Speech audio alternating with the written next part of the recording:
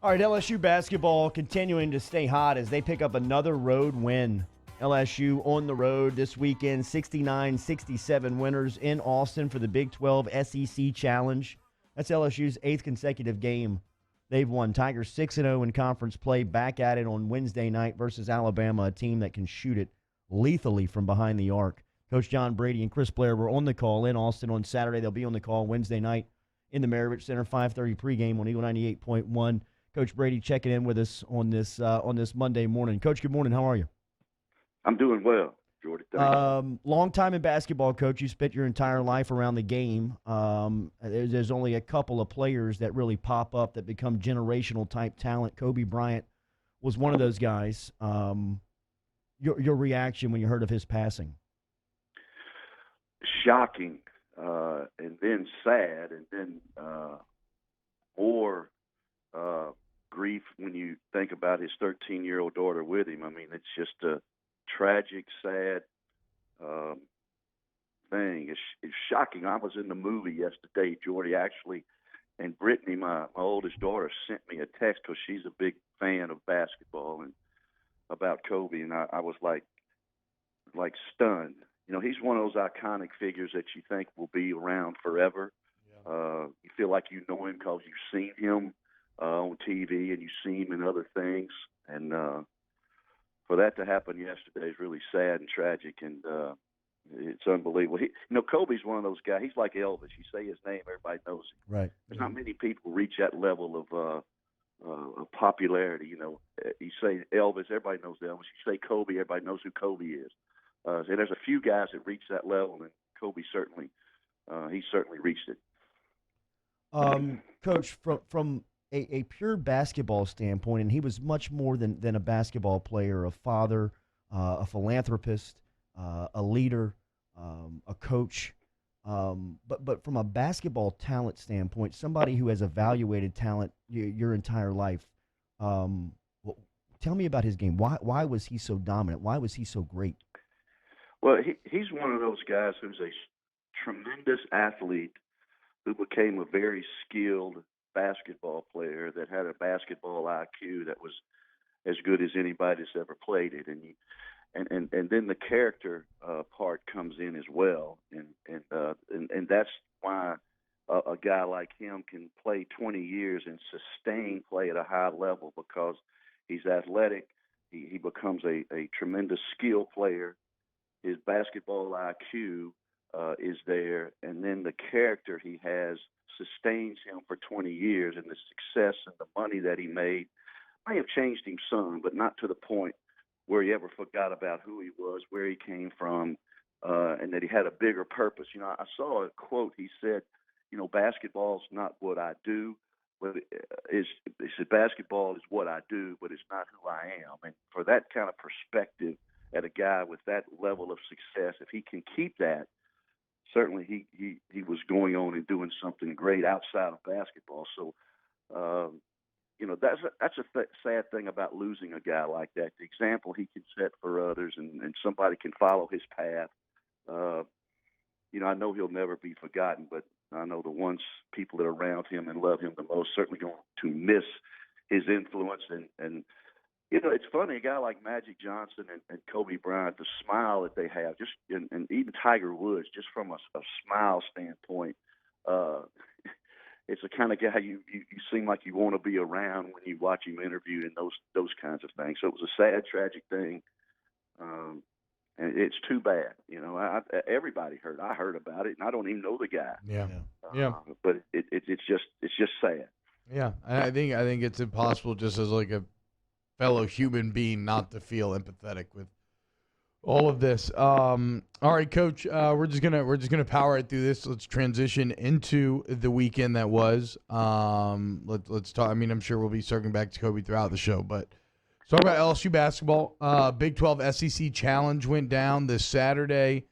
LSU, another close win, despite having a big lead the majority of the game.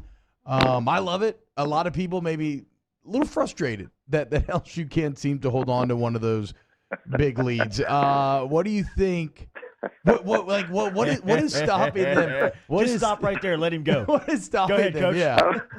Well, let's say this. The way I look at that is, if you're frustrated over winning, what would have happened if we'd have lost? Yeah, no, I mean, I agree. I Come love it. Come on now. It's like I remember when Coach Saban was here his first year, we scrambled to beat some team that shouldn't have been on the field with us, and he was shocked at the way the LSU fans responded. He says, "Well, the Tigers did win the game. I mean, come on." So when people start examining how you win, that means you're doing pretty good. That's a great point. When people start examining how you win, that's a great point. Yeah. So, but here's, I thought the first 20 minutes, and here's what's overlooked too. I think this LSU team is developing to a good defensive team as well. I thought they played really good defense the first 20 minutes of the game, and really the whole game. And I thought Texas made some difficult shots over our people. Now, what I thought also was the first 20 minutes was as good a 20 minutes of offense that we played, because we were able to sprinkle in timely made three-pointers within the ability for us to make the two. The second half, we don't make a three, so therefore we're not as efficient offensively. And and Coach Wade addressed it. We tend to stand around and try to go back to more creating plays off the dribble than we do with ball movement, player movement, playing inside out and hit the three. The first half, we threw it inside. Emmett made a couple of kickouts for threes. We penetrated. The defense helped. We kicked it out for an open three, and we made those. But our ball movement, player movement wasn't as good the second half. So, therefore, we didn't create the points that we did the first half. But still, I think this team's a good defensive team. They find ways to win. And I go back to this. We had 16 made free throws. We played good defense without fouling. Texas only made 3 free throws. We got 16 or 15 offensive rebounds. We lost the field goal stat, but we made up for it by getting to the line, not putting them on the line, and by getting offensive rebounds. And what sustains LSU is our ability to go to the offensive glass, get offensive rebounds at key times, and then make big plays down the stretch of games. And it's an incredible run. 12 straight SEC road wins, 23 of the last 25 we won. Damn. And we've won them every which way you can win them, and that's an incredible streak for this team to be on from last year carrying into this year. Yeah, and look, I'm with you. Everybody upset after the game about the lost lead. First off, like you said, the bottom line is that you win. But secondly, I've my main adult, I guess, professional basketball watching has been watching the Pelicans. That is torturous. That is watching a team fall apart in crunch time consistently. This team is the polar opposite. You have such a sense of security once that 6-minute game kicks in, and their emphasis on free throws, rebounding, not turning the ball over. Is that how they're able to do it as consistently as they are, just because they focus on that portion of the game so much and put so much emphasis on it? Well, Coach Wade talks about getting it to a 6-minute game, and I've always thought you get what you tolerate and you get what you emphasize. Huh? And certainly he emphasizes and doesn't tolerate certain things. And I tell you, I watched Will's team last year and this year. The team early on last year didn't have an identity really the first 7 or 8 games, and we struggled a little bit. This team this year wasn't as good early as it is now because the identity changed from last year to this year. And I think the development of Javonte at the point, his turnovers are down from the first 7 or 8 games.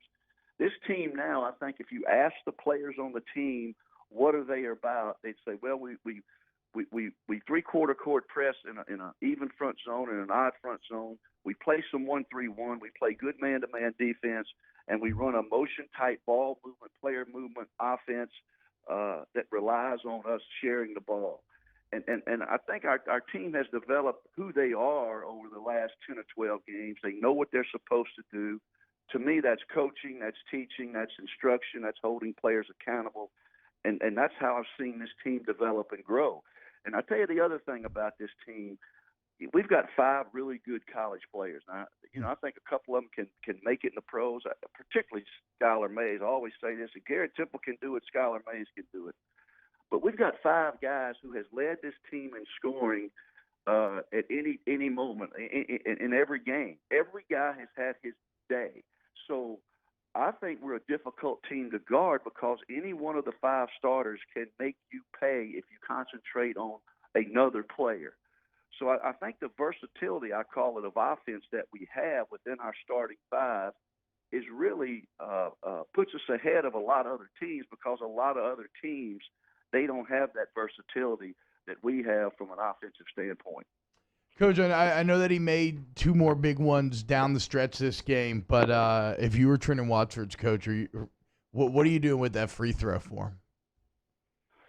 I think his form's excellent. I think the rotation's good. His follow-through's good. I think he's not really off left or right. He really misses either short or long, and I think that's the only thing he needs to work on. And I think sometimes when you talk about it all the time, you can press a little bit and get it in your mind that every free throw is he feels pressure from it. So I think sometimes what you let go of sometimes is what you get.